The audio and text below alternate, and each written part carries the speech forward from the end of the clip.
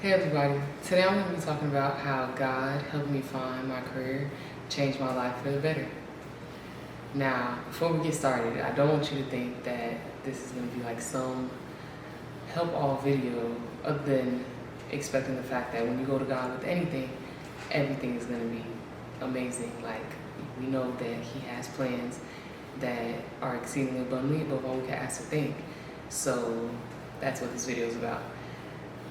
Now, what I do want you to also know is that before it took a turn, I did go to Him and seek Him for help.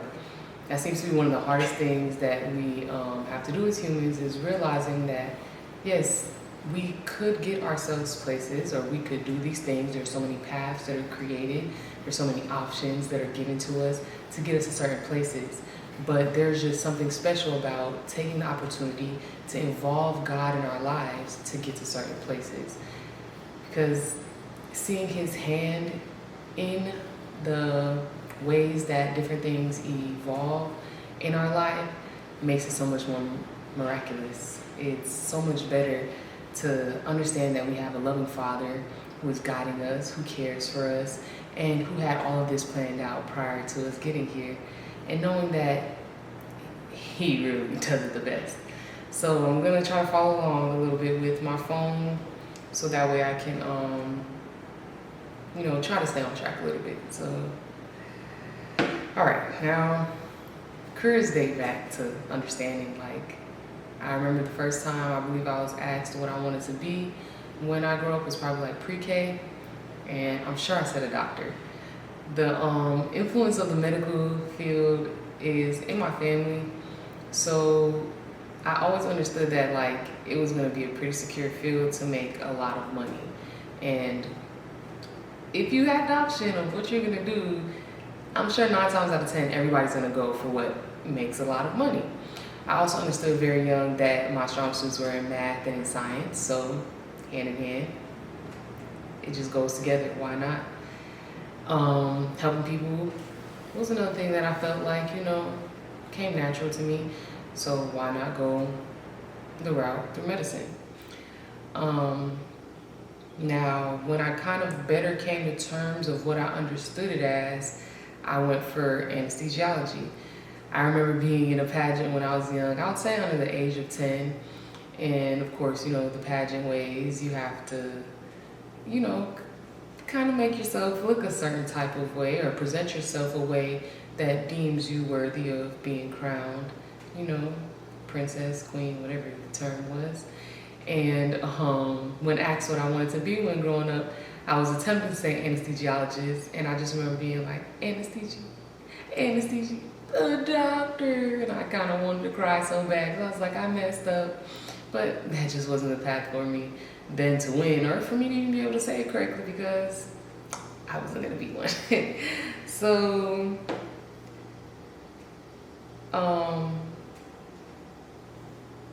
then kind of growing up, starting to understand myself, I used to play outside a lot, and I used to have this basketball goal like set up on the opposite, like across from my house, but it was in a cul-de-sac. And there was a whole bunch of yard, and there was like a house right here that faced this way, and a house that faced this way. The house that faced this way, there lived a young lady, and she drove a BMW. It was a nice BMW, and she was a beautiful young lady. And I always noticed that she was the only one coming in and out of the house. I was living in a house with my mother, my stepfather, my siblings.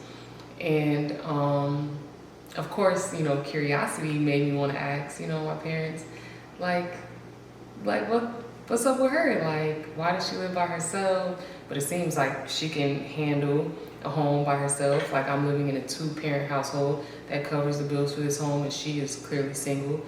She's able to cover the bills. She has a nice car. Like, what is it about her? What's going on with her? Like, what does she do? And that's when my mom was like, she's a pharmacist. Now, that's when it took her, and I was like, okay, boom, I want to be a pharmacist. So I held on to that for a long time. I held on to that all the way up until high school, as I started to, get a little bit more serious about looking into schools and what I was going to be doing, I created an understanding of a pathway that would lead me eventually to pharmacy school. When I started college, I was working on my bachelor's in biology to use that to go ahead and go to pharmacy school next. And yeah, life took a turn, things happened, and I ended up working in the pharmacy as a pharmacy technician. I understood eventually, like, like I had been working since I was 16 because the deal was I get a car, but I'd have to put gas on it. So I understood the concept of having to work to take care of things. So my first job was Subway. I was applying to many different jobs. And I'm so happy to be able to say, like, even back then when beginning new ventures or trying to obtain new things, I would always pray to God. Like, I'm like, God, if this is for me, like, please allow it to be. And if it's not, I understand. But you know what I need, God. So, just guide me. Allow the things that are supposed to happen, the door swung open. The things that are not, the door's closed. And I had applied to Subway and Six Flags. I had applied to Six Flags prior to applying to Subway again because they hired at 15. I was trying to work since 15. I was applying to Publix and Six Flags because I knew you could start at 15. And of course I didn't get either one of those then. At the time I was attempting to be a game host or something like that for Six Flags. And what better way to do the interview than to ask me to perform? How would I get people to come play the games? And yeah, that wasn't looking too good. So of course I didn't get hired. And then I eventually turned 16. I had my license, I had a car. And I was just still looking. I walked into Subway with my mother one time. We used to love eating Subway. So we walked into Subway and the manager was there. And my mom and him were kind of just chopping it up. And she's like, she's actually looking for a job. And of course, me and my mother, we're pretty similar. We talk fairly similar. We look fairly similar. And he was like, well, of course, like, let me interview you. He set up a date for the interview. He gave my application. I came in for the interview, had my application filled out, and he's just talking to me, asking me basic interview questions. And this was the first time that I kind of heard the terms like, it's just something about you. Now this is going to come into play later because I feel like as I got to where I'm at right now, I better understood it having to be nothing but God. Because like I said, I was always praying, God, you open these doors for me. You help me into these places. I just remember praying since I was younger, like really yearning to have this relationship with God and understand his hand and his involvement in everything that I went through. I know this is kind of a little off track, but even dating back to, I believe I was taking, I was put into a position to take a test to skip a grade. And at my elementary school, it was kind of like a circle. All the classrooms were kind of like in this, like, I think we used to call it like Big Russell. And I was going to the classroom to take the test. I knew where I was going. I believe it was me either in first or second grade. And I was walking and I'm thinking, I'm talking to, from my understanding, talking to God. I'm just like weighing the pros and cons of what it would be like to be in the next grade with, like, the grade that's ahead of me instead of staying in the grade with my friends. And in my heart, I felt I don't really want to do that. I want to remain where I'm at. I like where I'm at. I like the grade that I'm at. And I failed the test by 1 point exactly. Like, I don't feel like that was by coincidence or chance. I think that was God literally hearing my prayers, hearing my heart's desires that I wanted to remain in my grade. It was like, perfect. Like, 1 point will do it. And so, yeah, back on track. Yeah, like, this something about you thing, it rang to me then, and even for it to be being said all the way up to now, I'm 28 years old. I was 27 when I started the job that I'm at right now, and just hearing these similar words, it really means a lot because I really feel like he's been answering my prayers since I was younger. Like, when I yearn for him and I seek him in every single thing that I do, he comes through to remind me, yes, child, like, I'm answering your prayers. I'm with you. I've always been with you, and I'm in relationship with you the more you relationship with me. So, got that job at Subway. I'm like, yay, excited to start. I'm literally at school. I'm supposed to be starting Subway the next week, and I get a call from Six Flags, and they're like, "You interviewed with us before for like a games position that we didn't think you were a good fit for, but we actually have a rides position opening up. Would you like to take it?" Now here I am. Oh man, when you're young and you're thinking about money, it's like, whoa, 2 jobs, why not? So I'm like, of course, like, let's go through the process. I didn't have to interview again because I'm sure all the remarks were good. It's just, she's not fit to be a game attendant. So that fell through too, or that didn't fall through, that went through. And I was working 2 jobs at the age of 16. Of course, you can't work, over 40 hours when you're a minor. So I worked Monday through Friday at Subway, and I would work whatever days they would give me, and then Saturday I would work at Six Flags. I didn't work on Sundays because it was mandatory that I went to church, so Sundays I was off. So, had that time, went on to find my way to wanting more money, because why not? I ended up quitting Six Flags when Fright Fest came around, so I didn't even make it through a whole year at Six Flags. We had ways of getting to our certain destinations to get in and out of the park, and of course those same ways were used by the monsters during Fright Fest. I think I lasted 1 weekend. I passed by one, person dressed up as a monster, and everybody can sense fear. Like, fear is not something that you can hide. And I was trying to act normal and hello, but they could feel it. And I feel like they try to use that a little bit, try to scare me a little bit. And that was more than enough. I was like, perfect, I quit today. I didn't even put in a 2 weeks notice. That's probably one of the only jobs that I've worked that I did not put in a 2 weeks notice. That was just it after that. And so I worked Subway up until my senior year of high school. So about 2 years. And of course, like I said, around peers who are making more money elsewhere, different places, telling me their experiences. And I'm like, okay, cool. I want to go ahead and pursue another path. So I'm applying to different places. That's when I applied to Walgreens. And of course, here I am hearing the same thing. There's just something about you. Of course, I prayed about this job interview. It's maybe $2 more, but to me, I'm like, woo, more money. And so I get that job. I'm working as as a regular, customer service or cashier or whatever. And the talk of opportunities, which I didn't mention before, at Subway, I ended up making my way into a team shift lead. This is important because it's I feel like when God is involved, you're going to do more than what you expected. Working at Subway, I'm just here to do the job. I feel like something that's pretty similar, all the jobs I work, is my drive and my hustle. It's not because I'm trying to be better, which is something that is said to me a lot, which I can understand, because it's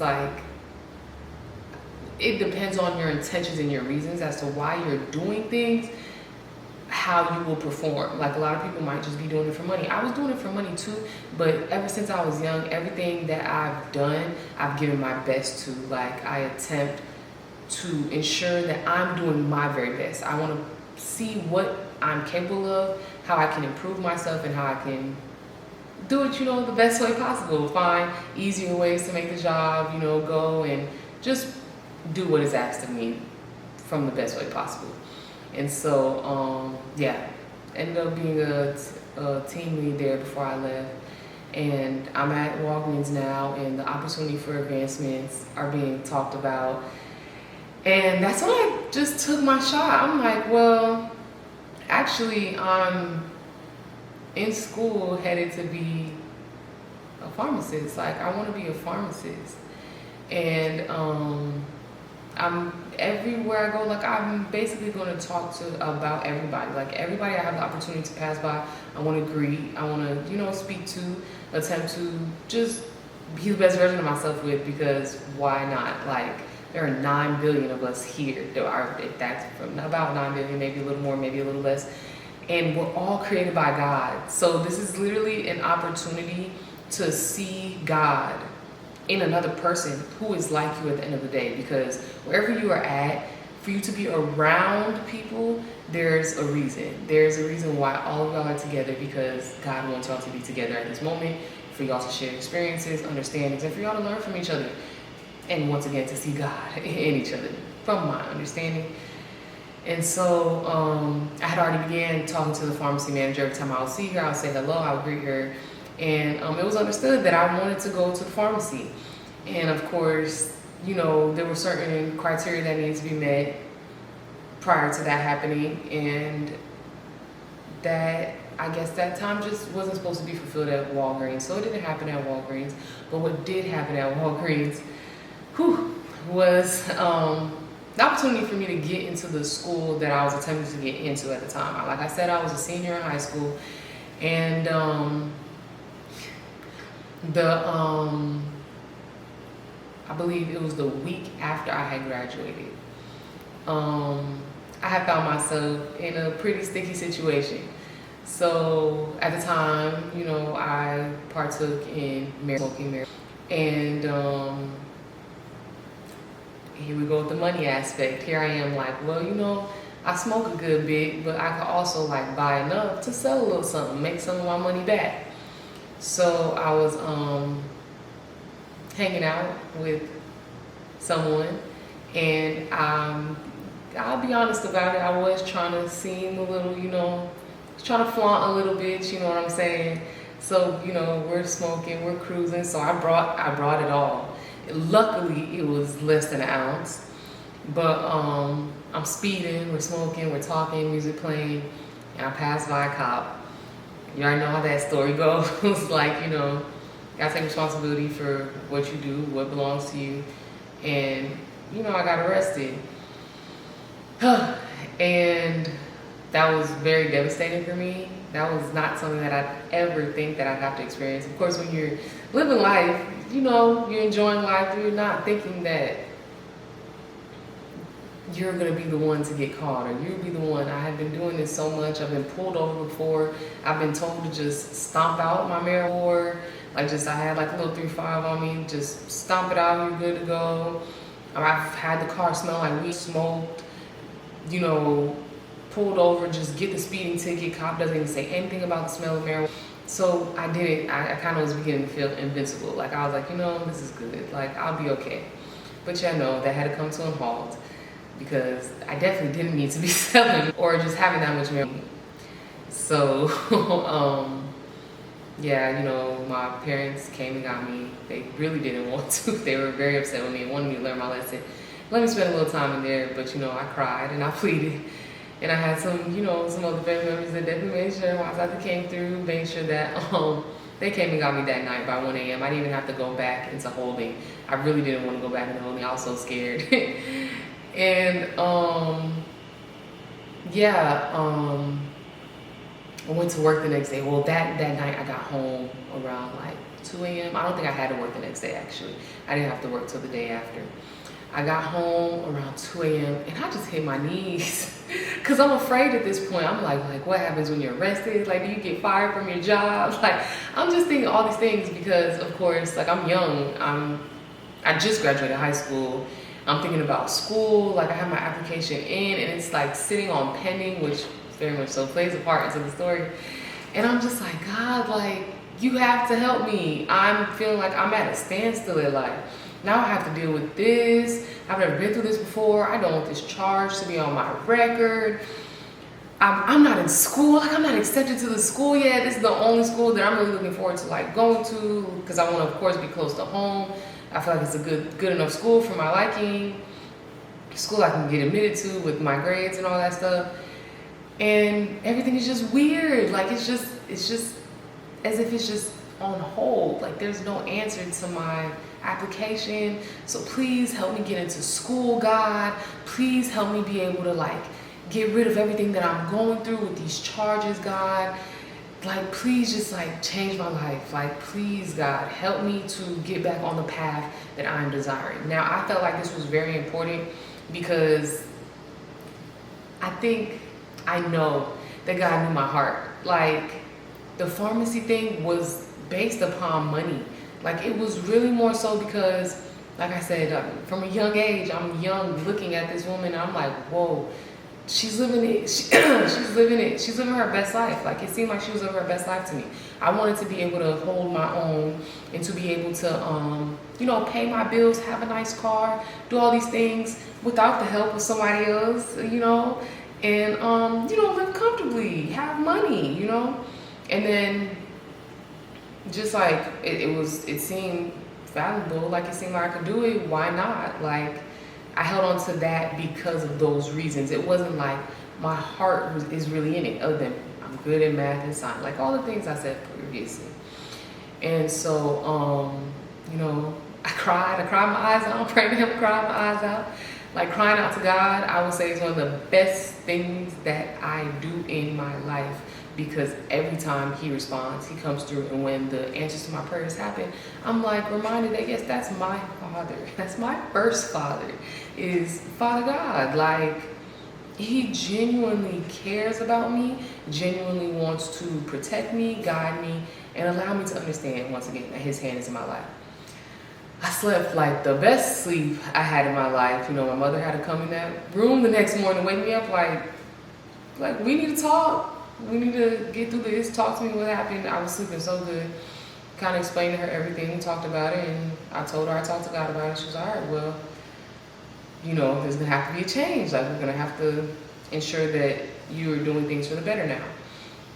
And I'm like, of course, I help her out. That was kind of like my way of like rekindling with my mother after I disappointed her, was to do different things or run different errands that I usually didn't want to with her, just to, spend time with her and make her feel like she's close to her daughter again. Because of course, you hide all the things that you're not supposed to be doing from your parents, so it naturally shows a disconnect. And I end up going to work the following day, and of course my mind is running. I'm talking to God all day. I'm nervous about everything. My head's like on the swivel, just waiting for them to be like, oh, you got arrested, Deja, you're fired. Like, of course I'm thinking the worst possible case scenario. And I'm just praying. I'm doing my job. I'm praying. I'm doing my job. Like, I'm just talking to God basically all day. And then this woman walks in, and here comes the something about you. Like, we're just conversing. I'm being myself. We're just talking, and like, she came in for photos. At the moment, I was working like both positions. I would work front cashier and I would work photo. And I was getting her photos together for her son's graduation. So that's something that we kind of connected on. Her son is the same age as me, and we're just talking. Things end up coming out to where I'm like, yeah, I want to go to, I state the school that I want to go to. And she's like, I'm a professor there. And I'm like, okay, like that's cool. She's like, well, what's going on? I was like, well, I applied, and it's as if like so I had applied. I don't remember. Like, okay, so either I applied and my GPA wasn't high enough, or no, I had took the SAT. I don't remember. I honestly cannot remember. Something happened to where I applied, didn't get admitted, and then fixed whatever it was or improved something, and then applied again, and then it was just sitting, like pending. It was just pending or in progress, something like that. I can't remember what it was, but everything was submitted on my end. But for some reason, I had never got my approval back. And she was like, okay, take my number. I'm going to have you do something. She told, I believe it was like I don't remember what it was called, appeal or something. I can't remember what it was called. But she had me write this essay to basically like state my case, why I feel like I should be admitted to the school, and she gave me a letter of recommendation. I brought everything in to the office that she told me to bring it into, and the woman came out and she just started apologizing. She's like, I'm so sorry. And I'm like, is everything good? Like, what's going on? And she was like, I have no idea like what happened with your application. It's as if like it was just sitting in the middle of being sent through. Like, you were approved, but like you were accepted, but like it was just sitting in the middle. Like if there's a connection, here's us sending it, here's you receiving it. It was just sitting in the middle. Like she could not explain what was going on. You know, I'm called Father God. I was like, thank you so much, of course, but I know that that's Father God. He knew what was going to happen. He knew that I was going to come to him in prayer, and this was just another opportunity, as the story that he had written before I was even born, that I was going to come to him in prayer, come to him, needing him, and he was going to show that, yes, I'm always going to come through in the ways that are better for you than you understand, because now I have this professor who is already at this school and, you know, has taken a liking to me. And, you know, there's just so many benefits. Like, there's just so many benefits of me being at that job. There's so many benefits of me being in those situations and praying to him. There's so many benefits of me having the opportunity to meet this woman as I'm at work while I'm praying all day. And it just feels like another opportunity for God to answer my prayers. So I'm accepted into this school and I'm feeling good. I'm like, wow, this is great. Like, things are clearly going to turn around. I, you know, go through with everything with the court case. Of course, it's dropped by the grace of God. First offender, all that stuff. Did some programs and that was dropped. And I'm in school. Everything's going good. The pharmacy path is looking great. I think after my first or second semester, I'm like, okay, like, let's take another step. Let's go ahead and let's become let's get licensed to be a pharmacy technician. I get that done, and I'm attempting to become one at the Walgreens that I'm working at, and like, there was just no position open. And so I started, you know, just looking different places. One thing my mother taught me was you have to speak, like you have to present yourself, because that's sometimes better than just applying. Like allowing someone to see you face to face, see your character, speak with you will be better than them just seeing you on paper. And so I don't think I went to many pharmacies. I think I only went to one pharmacy. I went to the Publix pharmacy near my house. And I spoke to the pharmacy manager. I told her my name. I explained myself to her. And I was like, you know, like I don't have any experience. And I don't know much about this. I'm not certified, but I am licensed to work here. Will you give me the opportunity, the chance? I hadn't even applied yet. And here comes the something about you. Of course, like, it's God. I know now, like, it's definitely God. I prayed about this. So I'm working in the pharmacy, and you know, everything's going great. It seems like everything's in alignment, and you know, I'm going through school, and then there just hit this point where nothing seemed clear anymore. From working in the pharmacy, you know, I'm having my hands-on experience, and I'm just observing certain things that I'm just like, okay, like, I don't necessarily agree with, and I'm like, I don't think I want to be a pharmacist anymore. Then something happened that kind of completely pushed me out of the realm where I didn't want to even be in that specific pharmacy anymore. And so I was like, you know what, I'm gonna transfer to customer service, because I understand that this is something that's very obtainable for me. I feel like I do well with, you know, working with the customer, understanding the customer. Why not? I can just transfer. I'm working at Publix, it's nothing. I understood that I could also become a manager, because like I am aware of moving up is something that I feel like is part of God's plan for me. And so I trust him, and I'm looking forward to these type of opportunities. So I just set in my head, boom, I'm going to be a customer service manager. Why not? Like, they make half the salary, or maybe a little less than what a pharmacist makes, but I could still live off of that. Like, why not? So I work as a customer service representative, and they teach me all the different things I need to know, and it just wasn't for me. Like, it just wasn't for me. I ended up leaving Publix, and I'm just like, you know what, like, maybe I should start trying to do stuff that come from my heart, that I'm like passionate about. And I was introduced to photography by a friend, and I did really enjoy taking pictures. I enjoyed capturing, like, you know, beautiful moments of people that, you know, they're forever. a picture is amazing. I really learned to love and appreciate pictures. And so I was like, let me just try to find a job as a photographer somewhere, because I didn't believe in myself or feel as though I was capable enough to really begin a photography business and make it to where it'd be something that I could live off of. Like, I honestly, I don't really still have the faith that that could be something I do. I would love to pick it back up and do it as like a side hustle, but I don't think it's something that I'd want to really do full time, unless that's what God has for me. But back to the story. I did that for a little bit, and then COVID hit.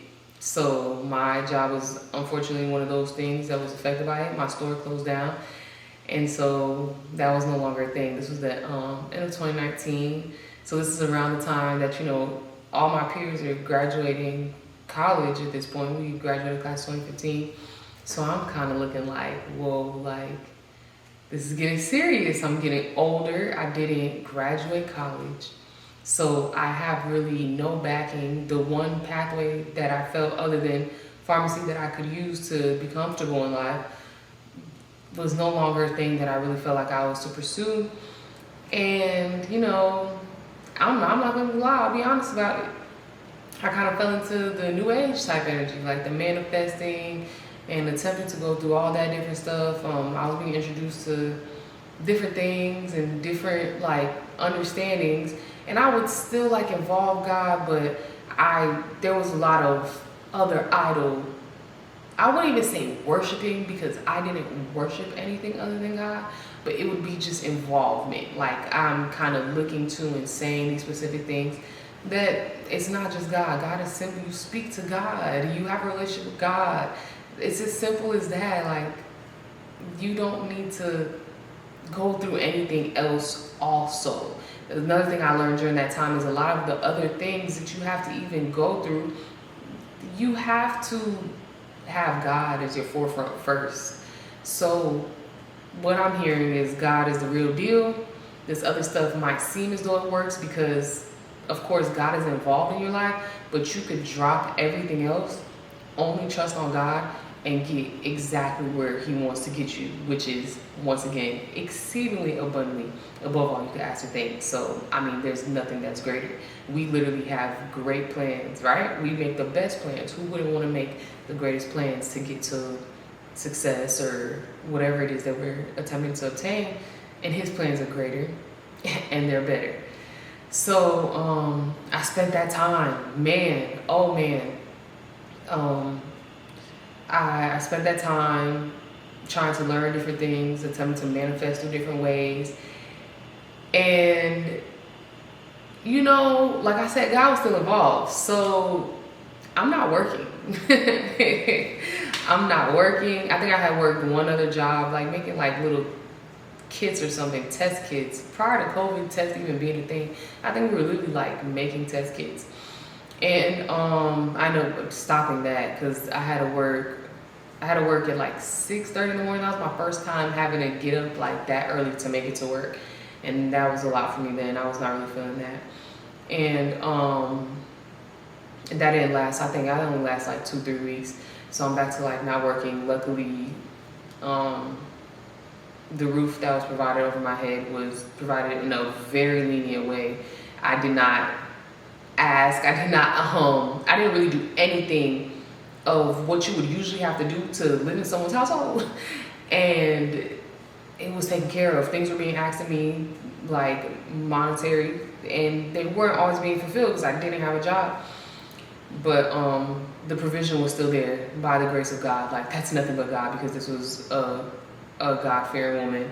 And so I would have to say something because of the love of God and me just clearly being a good enough person and tolerable to not, necessarily have to be forced anywhere else. But, during that time, I just tried everything, or everything that seemed like it wasn't too much outside of my morals. And there was no success. And so, what do you go back to? Father God. I prayed to God. I prayed, and he showed me a dream. I still don't understand why he would want to give me what he showed me in that dream.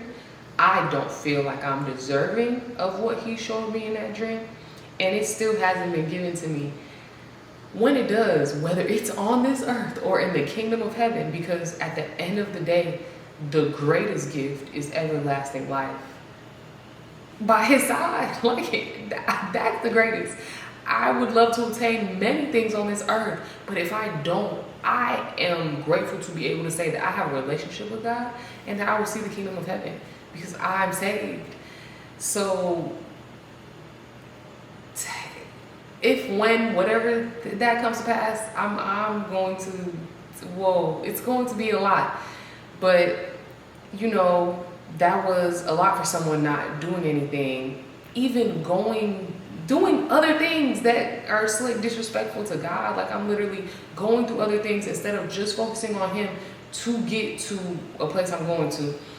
That was just a beautiful dream to be given. So I'm like, okay, that's nice. And then, like, of course you're gonna pray for stability because you have to have your own. Like, no one is required to provide anything for you on this earth. Not your parents. Nobody's required to provide anything for you on this earth. So I began to pray for like a home. Like, God, you showing me this, so how about a home? Like, I would love to have a paid off home, God. You know, I'm coming from a humble Georgia girl's aspect. You know, it doesn't have to be nothing too major, just a nice home. I started to like look up different homes in Georgia that I wanted to purchase, like just to have something to look at and be like, okay, God, like this is what I want. And I prayed about it, and he showed me a home, and it was like, okay, I don't think I'd ever be able to get myself to that. If I'm being quite honest, I don't care what career, if I were to go back to school, there's no way. There's no way. And so that's when I understood, okay, God is, he's starting to tug back at my heart. Like, sis, we are gonna have to get you back to my desires for you. Like, you've been desiring these things, and I think I was around, that was 2020 going into 2021. So I was what, like 24, 25? And so I'm just like, okay, God, like, have your way, guide me, get me there, do what you have to do. And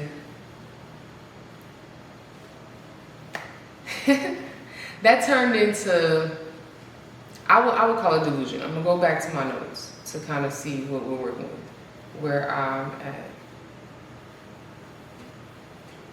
Okay. The dream came.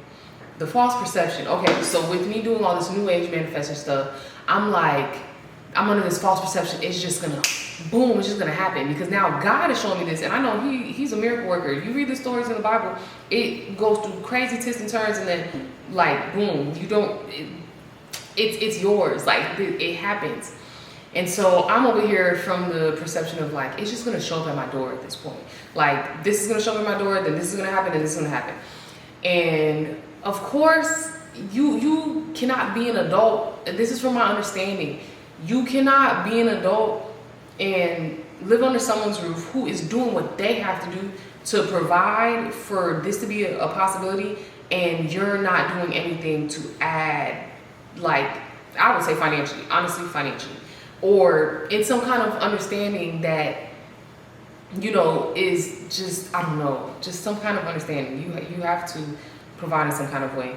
And so there began to be a concern. Like, it's like, it seems as if you're not doing anything, and you were working, you've been working for all this time, and all of a sudden you're not.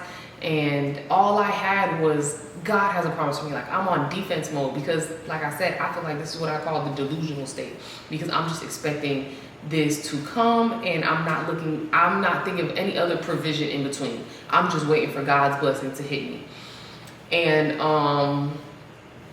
that led to like a need for me to do something, or to basically find my own way.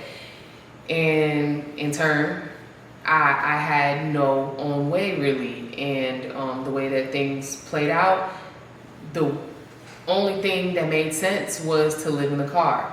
So this is what I believe was just my wilderness, my time in the wilderness. I lived in the car for 6 months, and I honestly did not use that time to draw nearer to God. I really wish I did. I read the Bible some. I prayed a lot, of course.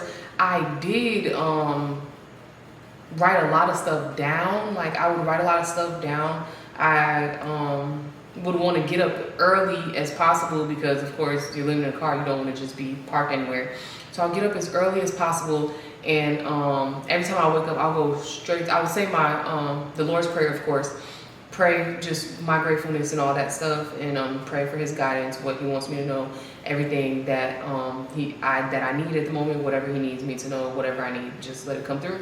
And then I had a list of things that I was praying. I would say, thank you, God, that we have a roof over our head in the comfort of just us. Thank you, God, that there's a backyard for my dog. Like, thank God there's somewhere for us to shower in peace. And just think from the aspect of, okay, this is us, like, this is how I want to live. I'm just thanking Him. I'm living in a car, and I'm thanking Him for all these things daily. Every time I wake up, after I say my prayer, I'm going to my list of things that I'm thanking God for. And through a turn of events, eventually the living in the situation car for 6 months came to an end. Back in the same situation that I was in previously, I still don't have a job, I still don't have money, but back in that same situation by the grace of God.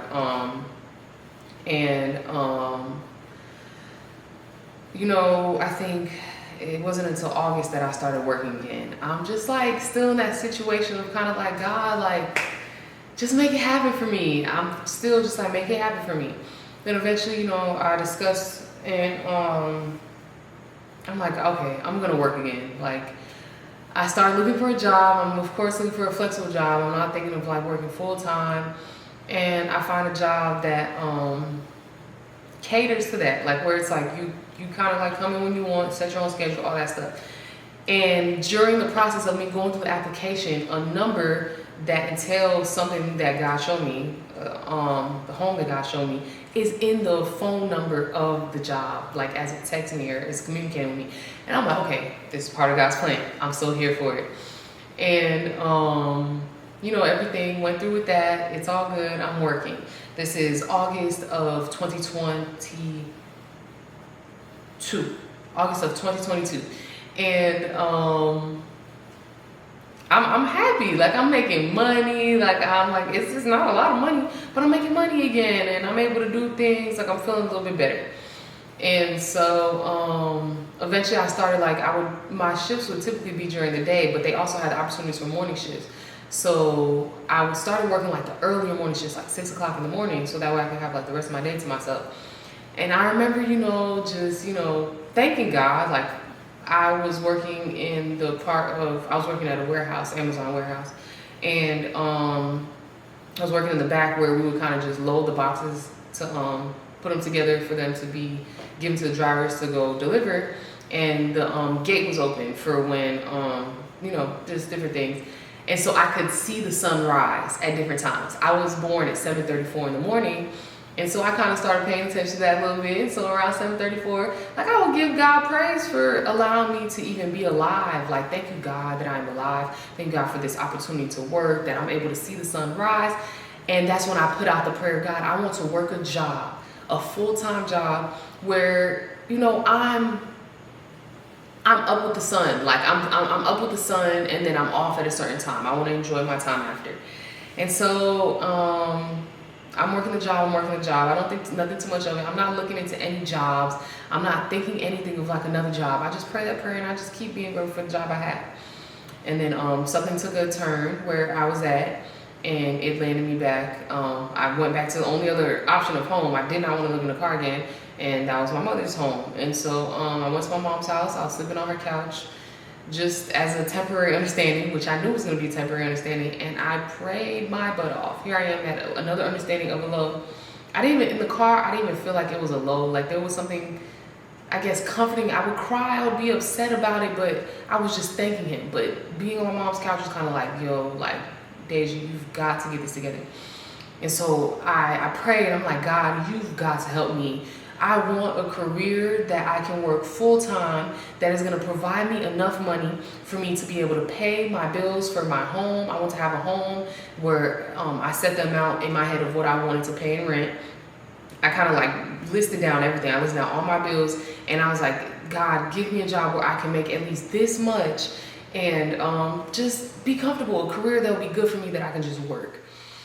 And some time went by. I prayed, I spent time with him, and then it's like we had a moment where I was kind of just going through my phone, like looking into jobs, and I landed upon the automotive field. And I was like, you know what, like my stepfather growing up, like when I first got my car, like I did some pretty, like just not thinking things like blowing a radiator. Like I'm seeing my car overheating, I'm not doing nothing about it. I blow the radiator, I'm not checking my oil levels, I'm not keeping up with oil changes. So my stepfather's like you don't know to do this stuff? Like he's understanding who I am, so he's thinking that I automatically, like, you know, would know these type of things. And so he took the time to kind of talk through these things with me. This is what you need to check. This is how you get up under your, check your oil, check these different things, like just basic understandings.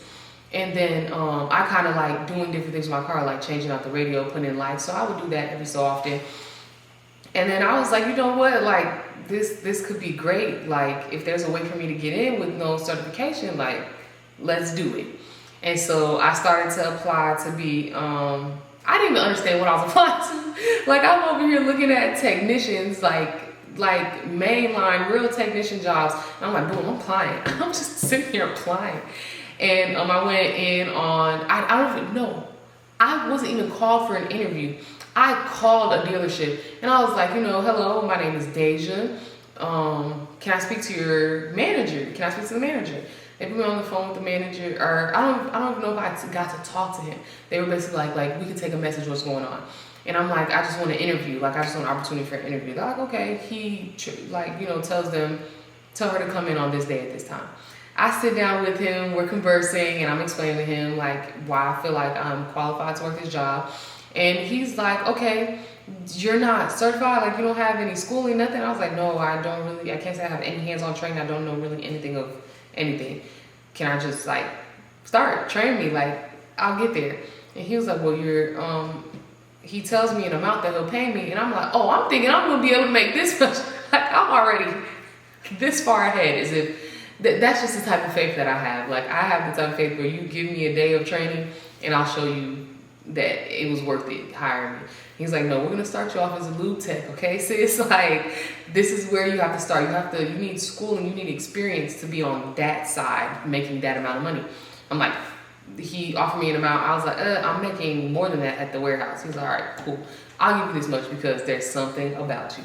God, thank you, God, that you're involved in my life. Thank you, God, that I've like come to you in prayer for all the things that I desire. So here it is, God getting me to another door, making more that I eventually realized once I started working, than guys who have been in this field for a while. Like I'm a lube tech, there's other lube techs who are working with me who didn't even start off making as much as I'm making. Praise be to God, of course. And like I just remember my first day being there, my lube tech lead, he came and he got me, he brought me up, and he's kind of like the same thing. Like there's just something about you, man. Like he's telling me his background, he's the lead right now, and he's like, you know, like you probably gonna end up being in the position that I'm in right now. Like you're gonna end up taking my position as I move forward.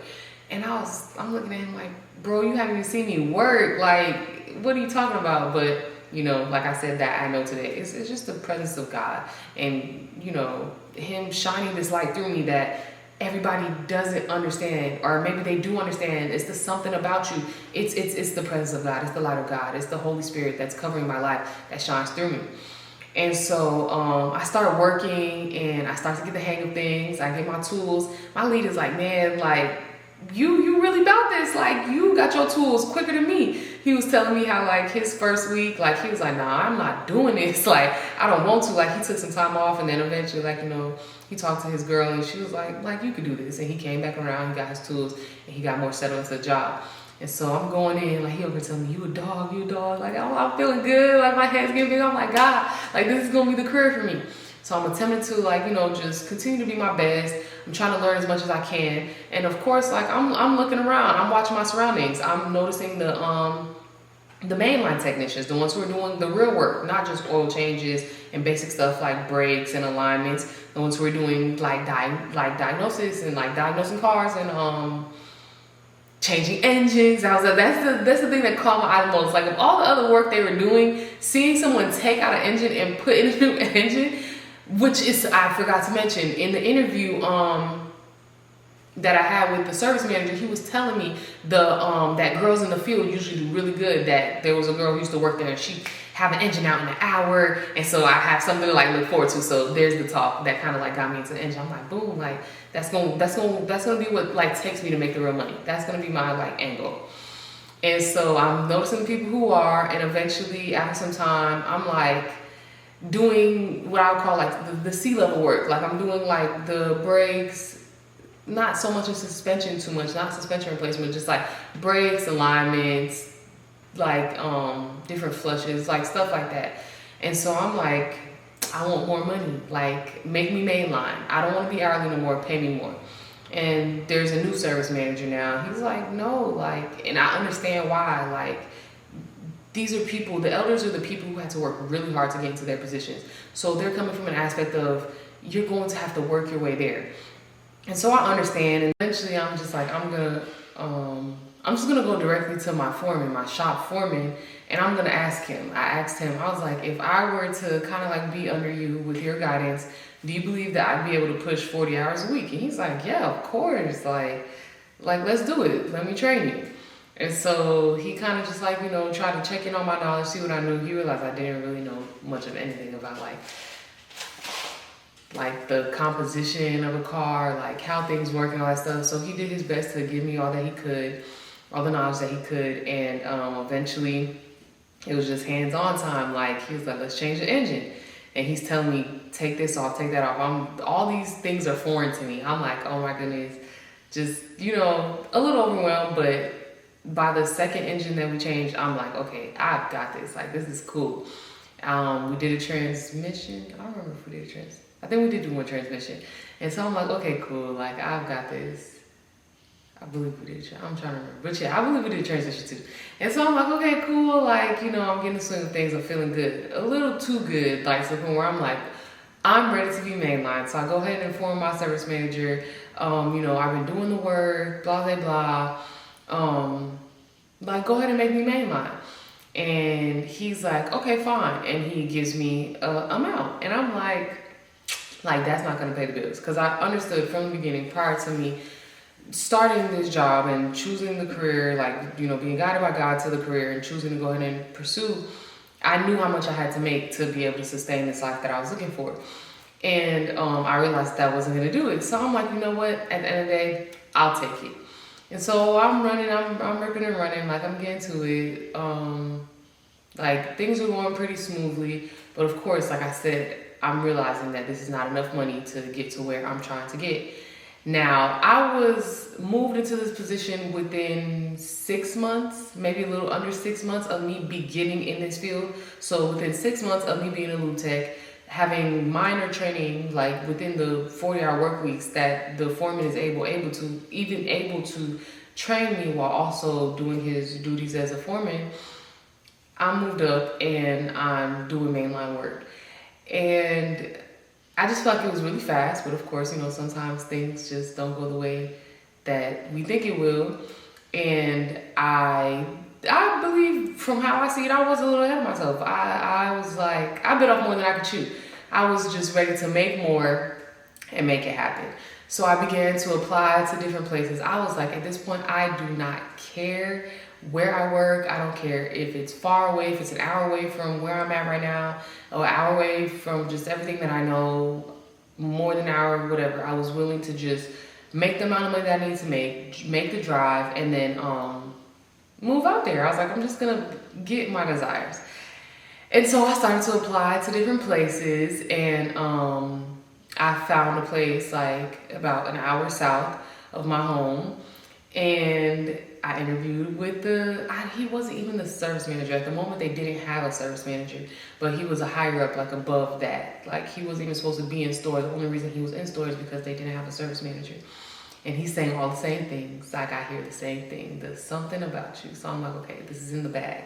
I prayed the whole way down, praised and worship, like listen to praise and worship, and spent time with God the whole way down. So I was like, okay, this is in the bag. And he asked me how much I want. Now, little thinking me, I put together a budget of like specific things that I know I'd have to pay, but I did not take into consideration things like savings or taxes being taken out the check, all these other things. So the amount I asked for, he was like, I'll give you $2 extra. I'm like, whoa, like this is perfect. I'm here for it. This is gonna happen. I'll be here soon. Let me just put in my 2 weeks notice to my job. So I put in my 2 weeks notice to my job, and you know, at first, not even our service manager, but above him, I want to say he was like a general manager. He kind of came by and he casually, like every time I would see him, we would respectfully talk. He'd just greet me, ask me how everything's going, just make sure everything's going good with me. And he was like, so where's the job? I gave him the information. He, you know, talked about the shop and all that stuff. He wasn't against it. He was like, that's nice. So that's a good opportunity. He asked me how much they were going to give me. I told him. He was like, okay. And then eventually he brought me to his office. He was talking to me about like leadership positions moving forward. He said he saw great things for me.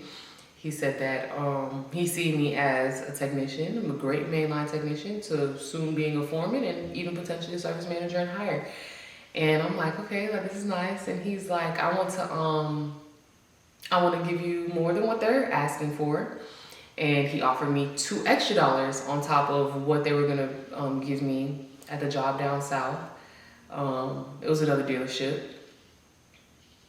And I was like, okay. And not only that, he said he wanted to put me in the position of lube tech lead. So instead of me doing the mainline work and having to necessarily work for my hours, I was still working for my hours, but he was going to also give me $1 off of every hour turned by the lube techs, because I was going to be the lead over the lube techs to just ensure that they have the proper training, doing everything right, and that the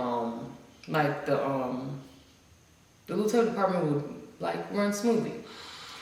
And so I'm like, oh, I'm staying. Like he's prophesying over my life.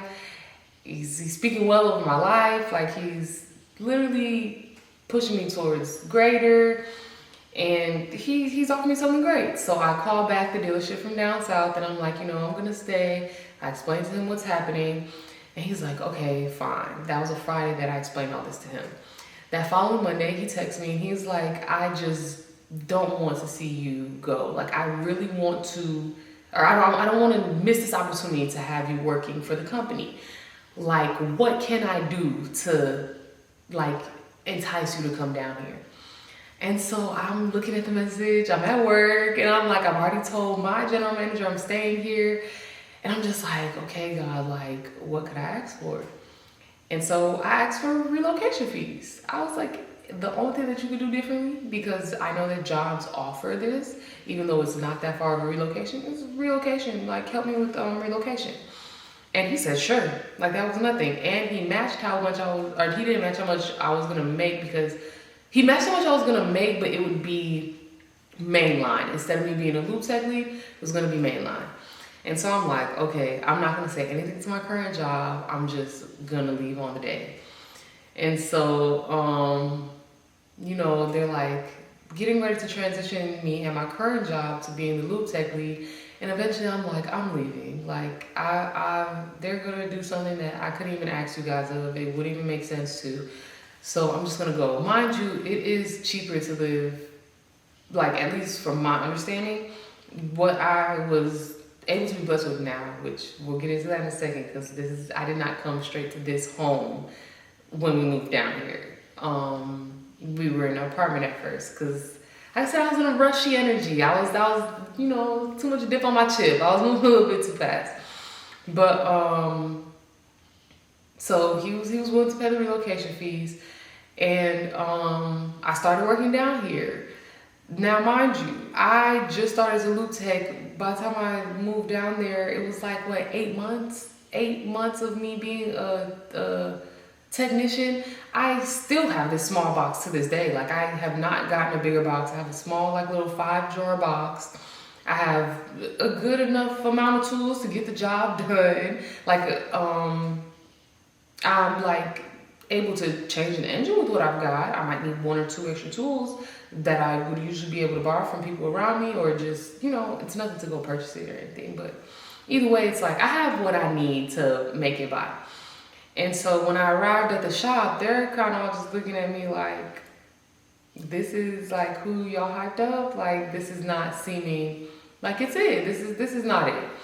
And so just from the appearance of how I came and what I've got going on, I didn't even work on the other side. I didn't work mainline. They just had me on the lube tech side, and they seen just how I worked. And so the new service manager who was there, they were like, we can't pay you this. And I'm upset. I'm like, no, I've already moved all my tools down here. I'm working here. I've already basically been disloyal to my old company. I'm not going anywhere. We're gonna have to make this work. And so they decided to do the same thing that my last company was gonna do. They're like, we'll put you as lube tech lead. We'll give you basically the same pay, the pay, and then the dollar off of every hour turned. And I'm like, okay, I'm fine with that. That works. I did that for a while. I think about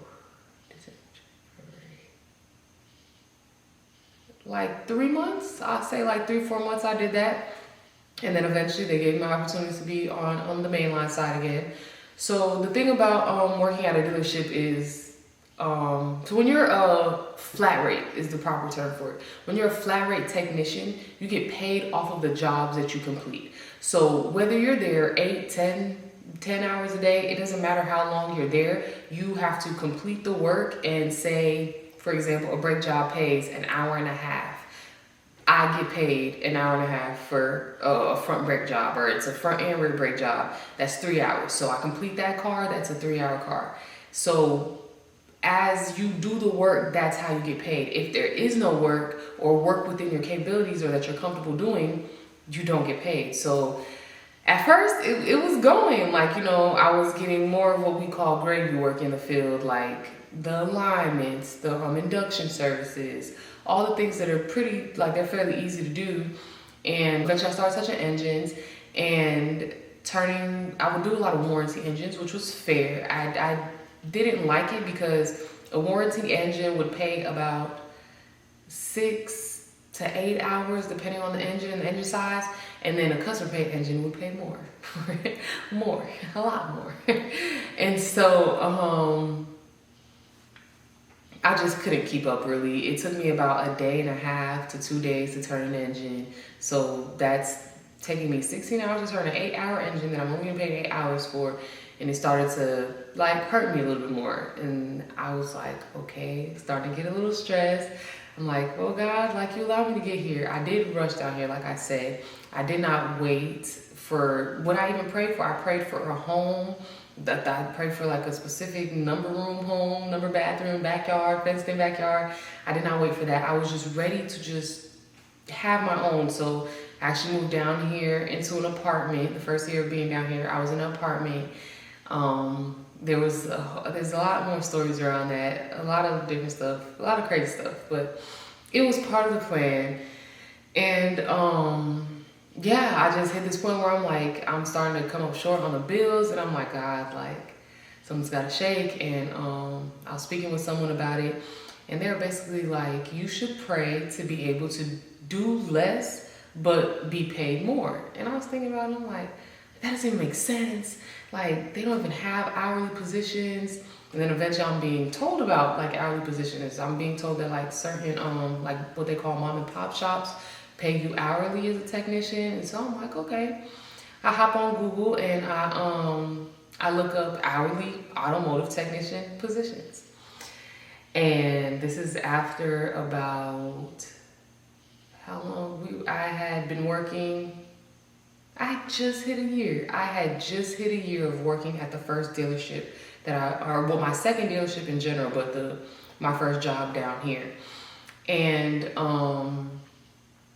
I basically just started looking for automotive technician positions that pay hourly, and I'm praying to God. I'm just looking. I'm applying to certain ones, but then I see one that's kind of like just open interviews, come in, something like all this stuff. I don't even think I applied. I was just like, this is it. I'm going. My day off. It just so happened, or I don't even know if it was my actual day off or I switched my day off to be able to go on that day. I was like, the next available day, I'm going. So I walked into this this facility, and I was basically like, can I speak to someone about an interview? Like, I'm here for an open interview for automotive technician position. And I spoke with someone, and the interview went very well. And I was offered an hourly position. Like, literally what made it more stable for me in the automotive field was literally granted to me just like that. And so, let me see what else other notes I have.